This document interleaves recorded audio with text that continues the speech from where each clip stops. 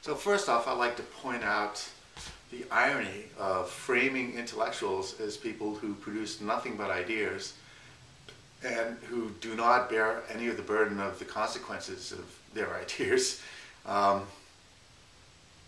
because that's what you do, and that's what Tom Sowell does, all right? And everyone in your competitive enterprise institute is of that category.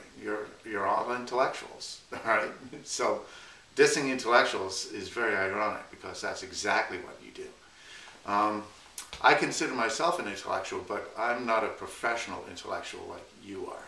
I am a professional engineer. I am an amateur intellectual. That does not mean I don't have good ideas. It just means I don't get paid to do it. This is something I enjoy doing. I do in my spare time, okay?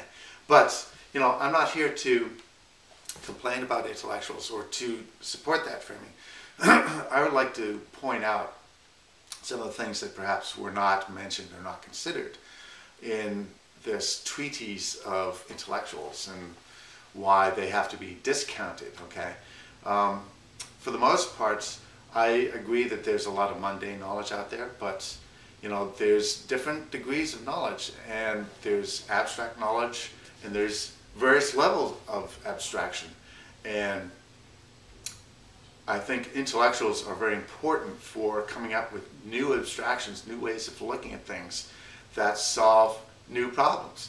Technology and science is all a higher level of abstraction that has enabled us to progress technologically.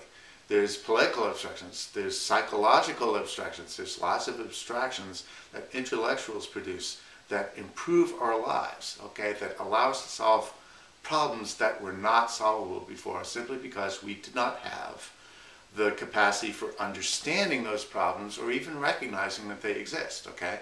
So intellectuals are very important for coming up with new levels of abstraction for understanding problems and identifying problems, okay? So that's very important.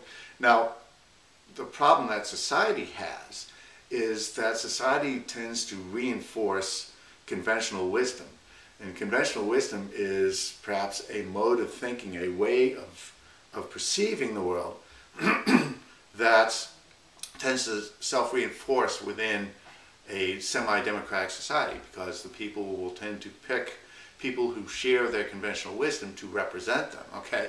So we've got this positive feedback loop where the people who represent conventional wisdom become leaders and help to propagate more of that conventional wisdom. It's how religions develop. It's this self-organization principle, okay?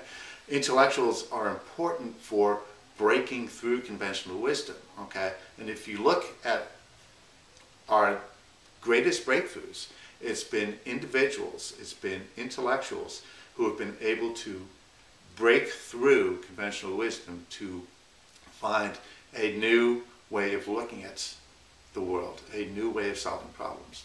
So, anyways, I think intellectuals are very important. I think you discount their importance only at your own risk. You know, and you are an intellectual, all right? And don't forget that. So that's all I got to say for now.